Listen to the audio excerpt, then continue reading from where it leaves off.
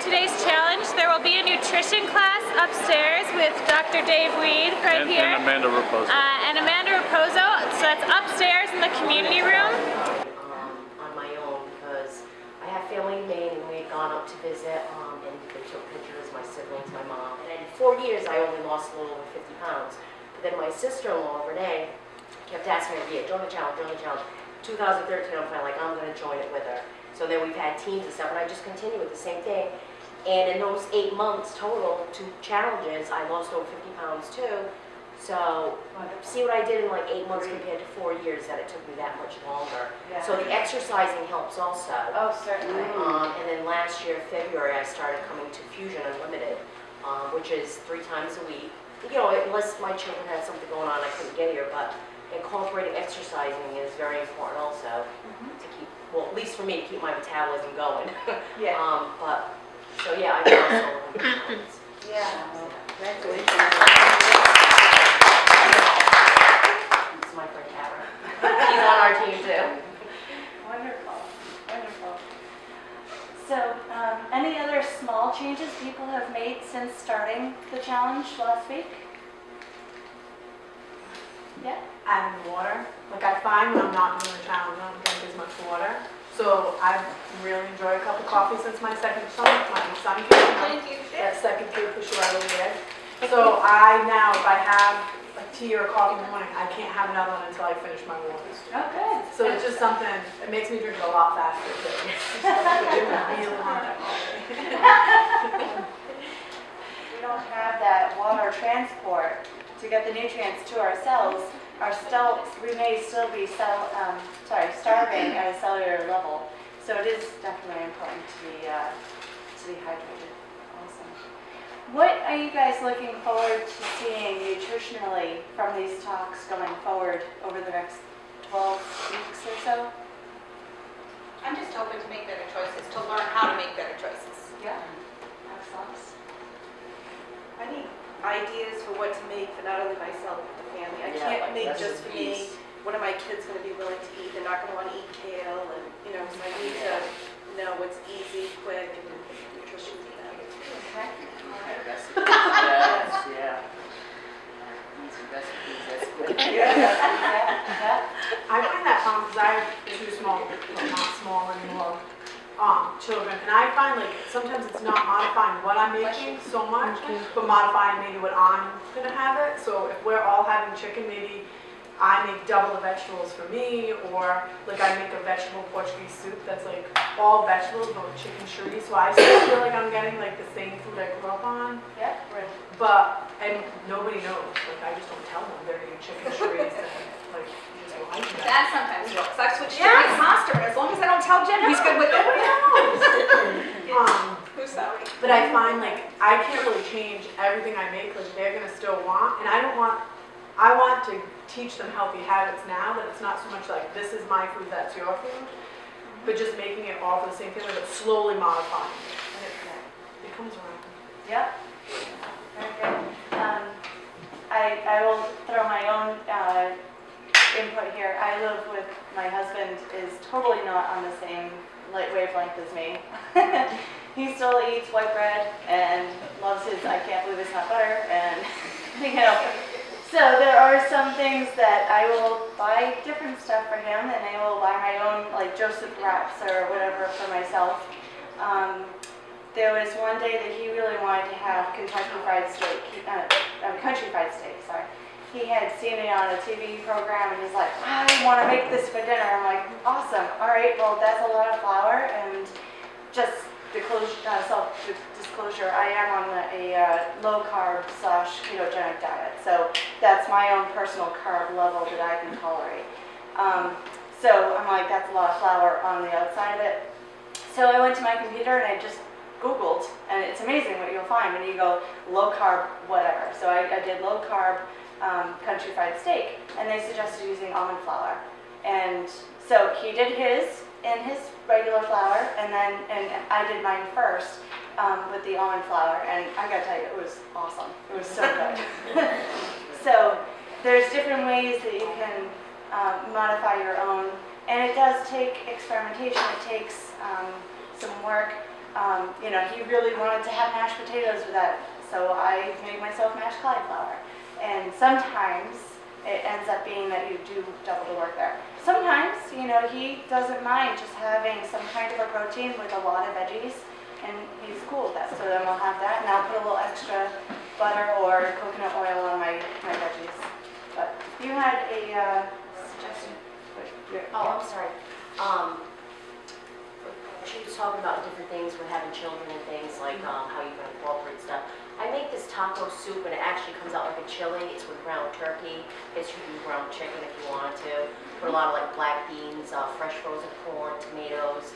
I try to make it nice and thick with protein and things. Then they can add, I'll have it plain, but they can add like some sour cream or, you know, shredded cheese or things like that to kind of make it a little more friendlier for them. I mean, I know cheese and stuff is not necessarily healthy, but it's not being eaten all the time, you know, and just in moderation it's okay. But, or like I do a salsa chicken, which is just like a low sodium salsa with chicken, boneless skin chicken breast, and then you can add things to that too, like black beans and corn and things, shred it up, serve it like in a tortilla with lettuce, tomato. The kids can have the sour cream and cheese, and maybe I just won't eat that at all, but you know, without the sour cream and cheese. So there is different recipes out there that are, you know, that you can incorporate. I have 3 teenagers, so you can incorporate different things so it's a little more, you know, I guess, edible to them. Not that it's not edible without the stuff. Yeah. I was going to a nutritionist when I was living elsewhere, and one of the things she wanted me to do was eat more spinach, and I absolutely positively hate spinach. Always have, always will. Doesn't matter if it's raw, doesn't matter if it's cooked. When you prepare it anyway, I hate spinach. But she gave me some ideas on how to incorporate it in that I'll eat it and be able to deal with it. Like when I go to Subway, I get it on my sub, and I have all these other toppings. I don't even know, like I know it's there, but I don't know it's there. Yeah. Put it in my eggs. You know, places that mentally I know it's there, but I'm just like, whatever. I don't taste it because there's everything else. So just hide that stuff. Yeah. You know, even for yourself. Like I said, I know it's there, but you don't taste that it's there. Yeah. So doing stuff like that. You had something in the back, right? You had raised your hands. Yeah, actually, my biggest challenge is because my oldest son has Crohn's disease, so he can't have wheat or vegetables or most fruits. So I'm guilty of not even buying a lot of it to bring it in the house because I'm afraid he's going to grab it and then he'll end up sick and in the hospital, which I'm trying to avoid. So even cooking with added fiber, I'm not supposed to do any of that for him. So that's my biggest challenge. Like, what do you cook that he'd be able to eat? That's true. Smoothies. I make one every morning. I got one of those Ninja blenders that it's like $30 at Walmart, and it pulverizes everything. And I throw probably 2 cups of kale in there and blend it with water, and then I throw my veggies and some protein powder and some fruit and things like that in it and blend it up, and I get a ton of great nutrients from the kale. It looks crazy. Like everybody at work is like, what are you drinking? Because it's just pure green. But all you taste is the fruit. So that's one big blend thing. Do you have to find like you have to like mix certain fruits like to make it blend better? I don't. Because I always want to try it, but I'm like, I usually just get some sort of frozen mix with no that sugar fries it added. up. Yeah, and it makes it nice and thick. Because I've been like chicken. And like that half, I do like a half a banana and then maybe a half a cup to a cup of fruit. I have the Ninja also, and the Ninja really does take it from like, you know, ice to snow really pretty Yeah. quickly. And I have the like lowest, I have like the 600 watt, the lowest level one, and it still does a great job. A little over a year and a half ago, I joined Weight Watchers, and I lost like 63 pounds with them, but then I was at a standstill. So then I just started, I did my own thing. I did low carbs, I lowered my sugar, so I limited to like under 15. I wouldn't have anything over like between 13 to 15 grams of sugar. I cut out a lot of my coffee, caffeine, and no soda, no juice, and I just drink water. And I did that. Well, I joined the gym. Well, I was at the gym, but now I went to the gym. I had a membership, but I never used it. Started walking, actually. Started just doing walking, and joined the gym. And now I'm 125 pounds. I know.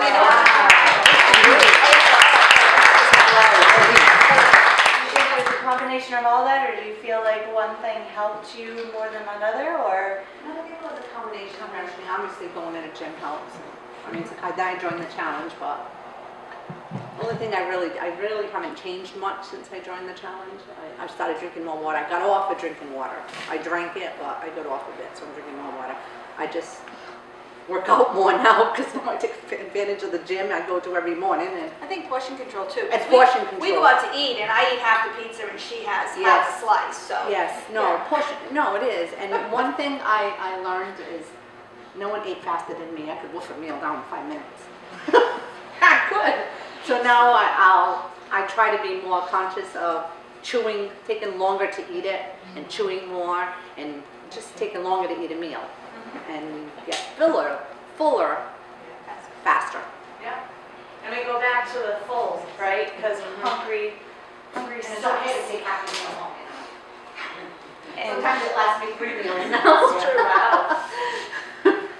So, on a lot of the points that you said, and I started thinking of your story about the sour cream and the cheese. If there's one thing you can walk away from this particular nutrition talk, is that fats are not bad.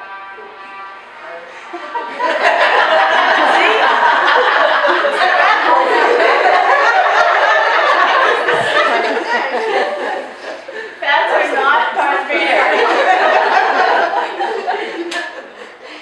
So, I know that for the longest time we have been demonizing saturated fats and cholesterol in our diet because we're really associating them with heart disease. And next week we'll be talking a lot more about cholesterol also, but I can touch on it some at this point if you guys want to know about it. But the saturated fat and the cholesterol were unfortunately falsely blamed for heart disease. And so the science was unfortunately bad. And we have been for 40 years afraid of sour cream, afraid of cheese, afraid of just ground beef, afraid of liver, afraid of eggs, so unfortunately that has cut back on a lot of foods that really satisfy us and keep us fuller for a longer period of time. So adding back in our eggs in the morning, we're going to be a lot more satisfied than that stupid bowl of Special K, that actually is doing more harm to our health than the eggs would ever do. The eggs are full of wonderful protein and nutrients, and that cholesterol is necessary in our body for hormones and for our cell walls. We do need a certain amount in our diet, and so limiting it to 2 or 3 a week is unfortunate, because then we replace it with muffins and waffles and pancakes. I just have a quick question. Is it better to eat regular eggs over the liquid eggs that you buy? Yeah. When people go Because for I've egg been doing a lot of whites, that lately, just the liquid the eggs, liquid eggs, yeah. yeah. I mean, if you're buying, I think they do sell like the pasteurized whole eggs. If you're doing that, that's fine. But when you take the egg yolk out, the egg white is actually not digested as well. So you're not getting as much protein as if you ate the whole egg. So you can have 2 to 3 every day. That's okay. Really? 2 to 3 every day. And so the cheese, the sour cream, cream cheese, all of these things have that fat that unfortunately was blamed for heart disease, but there is no connection, or very little connection. So it's not better to use like a fat-free sour cream or a low fat? You can use whole fat? Whole fat is going to keep you more satisfied longer. And when we go back to the satisfied, a lot of things happen. We don't have to eat every couple of hours. We can go for a longer period of time. And our cravings won't be as severe because we won't have that carb hunger. And so, we're not on this roller coaster of our blood sugars going up and down and our bodies having to deal with all of this extra sugar. That really kind of helps to even it out so that we have more sustained energy. So, sour cream is okay. And actually that kind of brings me back to what I was going to talk about is coconut oil. Every week I'm going to bring in a different thing to show you guys as far as the product. Every week I'll have a new recipe. This one happens to be the kale that you were saying that your kids won't like. We have a jar of that, but we only use it for our hair. It's true. It's good for your hair. Yes, let me tell you, coconut oil is good for every part of your body. So, Actually, I never think about cleaning your teeth with it too, so. yes, so there's a thing called oil pulling that you can take a spoon of this coconut oil, put it in your mouth and let it melt, and then you swish it around for 5, some people do it for 20 minutes, I don't know how, but 5 minutes is enough, and it pulls all of the toxins out of your gums and your teeth, and you spit it out, but don't spit it into your sink. Spit it into your toilet or else it's going to clog, because it's a saturated fat, it's going to solidify back up again. But, so there's a couple different kinds, and I will pass these around. This one? No, it's not. This one? Totally coconut. So, oh, and you have one too. And this is the one that I get at Job Lot. This is, I get this is a job lot too. $6 and it's twice as much. So it's a little pricey, but you don't use that much. No, no. You use like maybe a tablespoon or something like that at a time. But the, so I'll pass those around, you can smell. The blue one is refined, so that it's taking the taste and the smell out. Right, if you're cooking with it, you just saute, like you swap out that for a vegetable Swap that out for olive Yeah. oil or? You can use it instead of, so olive oil and any of those other oils tend to smoke at really high temperatures. Butter tends to burn at high temperatures. That doesn't do either. And so the other thing with coconut oil, unfortunately it got lumped in with all the other saturated fats that unfortunately got blamed for heart disease, but these are a medium chain saturated fat. That means that they are actually a healthier version, even beyond butter. But butter is fine too. Yeah, when you cook with the coconut oil, does it add more flavor to what you're cooking? So that's why the blue one is refined. You're going to smell nothing. The Ziggy's is going to have a smell to it when you're cooking. I don't notice the taste, but my husband does. So I cook with the blue just one. don't want to taste it.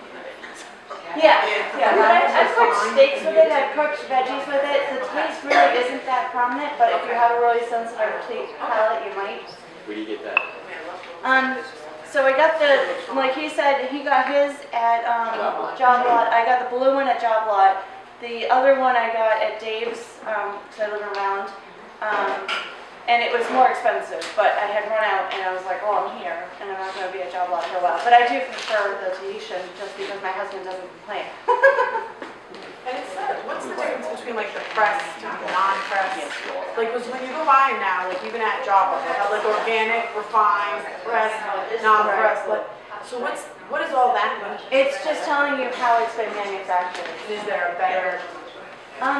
If it's cold pressed, that's great because there's no heat involved. You don't really want a lot of heat involved with your oils. And so that kind of brings me back to like vegetable oil. That is one of the more processed, soybean, corn oil. If you take coconut and you squeeze it, or you take olives and you squeeze it, oil is going to come out of there. Yeah. Just because what she just said about the microwave, like I agree with him, like it's naturally, like if it gets warm, it melts and then it gets hot again. You can actually put it in the microwave and melt it, take out however many tablespoons you need, and then put it away, and then just every time you want to use it, you could melt the whole jar in the microwave. Yeah, that's fine. Okay. Yeah. I mean, I would probably not melt the whole jar. I would probably just make it so it's easier to scoop. Okay. That way you're not exposing it to a lot of heat over time. But yeah. Yeah. But yeah, coconut oil is great for everything. You can put it in your hair. You can put it on the soles of your feet if you have cracked feet. You can do the oil pulling like I was saying. There's so many, your hands, that kind of stuff. So I put it on my sunburn earlier this summer. It really helped. I got a new tattoo when you use coconut oil. There you go. Oh. Yeah, but I'm allergic to the topical I love the smell of treatments, this. the antibiotic creams. I'm allergic to that, so that's why I use coconut oil. Not worry so much about adding back in some cheese and some eggs and getting back to real foods, no longer having the fat-free salad dressings. Because if you have well, they taste awful because they took out all the fat, right? Fat is flavor. But it's also satiety. You're going to get fuller for a longer period of time. And so when I tell people about like carbs, we have to keep it to a point where our bodies can tolerate. Some can tolerate more. Exercise allows you to tolerate more carbs than if you're just sitting around. And having more of that protein than the fat, I just say eat to satiety, because proteins and fats are going to make you fuller for longer. So, you've got to find what works for you. Over a lot of experimentation, I found that my body doesn't tolerate carbs very well, and so I have a lot more fat in my diet. And my cholesterol is awesome, and my blood pressure got better, and I'm not so swollen. So there's a lot of benefits of cutting back on those carbs. So, but I don't want people to be afraid like I'm advertising like Atkins or something. It's whatever point along the spectrum that you fit, you know. And the way you're going to know that is by the scale. If you're cutting back carbs and you're losing weight, you're doing the right thing. If you reach a point where you're not lowering your weight, you ought to think about reducing the carbs, not the fats in your diet. Yeah.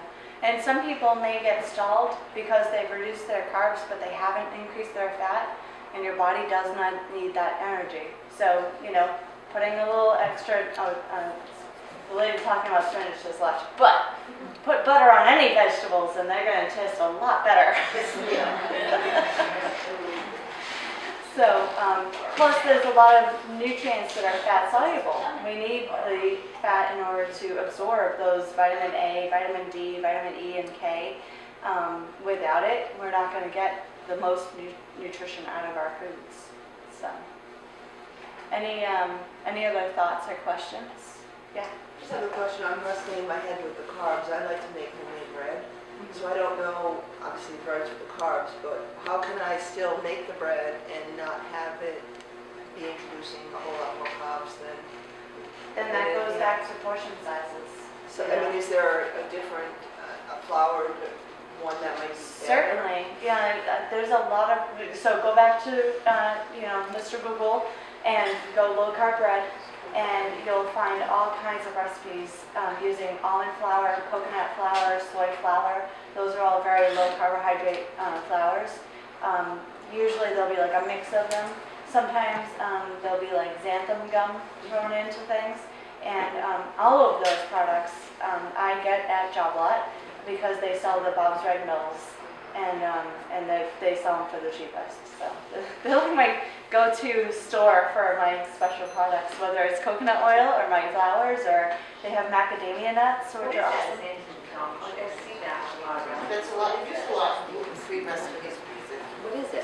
It's kind of like they sell it as a flour. It's ground out. It's like a flour, and it's kind of a binding. Gums are usually there to kind of solidify things, hold things together. And I know I looked this up only a couple weeks ago, but I don't remember the plant source that xanthan gum comes from. But it's just a binding kind of a thing. So you'll see it even in like gum and chewing gum, and you'll find it in a lot of other recipes. That's even in or a version of a gum usually is in like other salad dressings or things that are trying to keep homogeneous so things don't separate. It's used as a gluten replacement. Yeah. This gluten keeps everything together, and that's what makes A lot of people. Yeah, I have to, Gluten-free. yeah, my daughter and I have to be gluten-free, so I've gotten very good at, xanthan gum and all that. The other handout that I put out there is just from this website called dietdoctor.com, and he's a Swedish doctor who focuses on improving health by cutting back on the carbohydrates and increasing our sources of fat. So there's just a list of things to eat as much as you like, including proteins, your eggs, your actual high-fat sauces, and natural fat vegetables that grow above the ground because they're going to be lower in carbohydrates, full-fat dairy products because, again, the satiety factor, and there's no reason to get rid of the fat because it's not associated with heart disease like we thought it was. Nuts and berries also. And then trying to cut back on the sugar, cut back on an excessive amount of starches. Because I mean, if you look at our food supply, and if you look at when we go out to eat at restaurants, there's a dessert in Applebee's that is 218 grams of carbs for the dessert. So when I'm talking about cutting back on carbohydrates, I'm talking about like from 500 grams that we're probably having down to maybe 150, 100, whatever, you know, just that change alone. I mean, if you had 3 sodas a day, then you were having 120 grams of carbs just from the sugar from the 3 cans of soda. You know, so that's the stuff that we want to try to get away from and get more to the real foods. So this is just kind of a helpful guide about the foods that are lower and impact our satiety, and the other ones that are going to make us hungrier. So, you guys want to, or do you guys look like you're half and half? So, It's enough for today. I've also left, there's an article there that I really like. If anybody wants to move to a low carbohydrate diet, I've been doing one for 5 years. It's not a problem. I feel good all the time. I lost weight initially. My blood sugar, cholesterol, everything is perfect. Okay, this is a way to change how you're eating it by changing what you eat. And then one of the nice things is you don't have to be counting calories and things of that sort. You just change the types of foods. So there's a nice little article there that will walk you through how to do that. And it's perfectly possible, and you might be surprised at how well it works for you. And so next week, I will bring another recipe, I'll bring another product, and another handout, and then we'll be talking more about the heart health aspects. And I got plenty of stories about that in the article.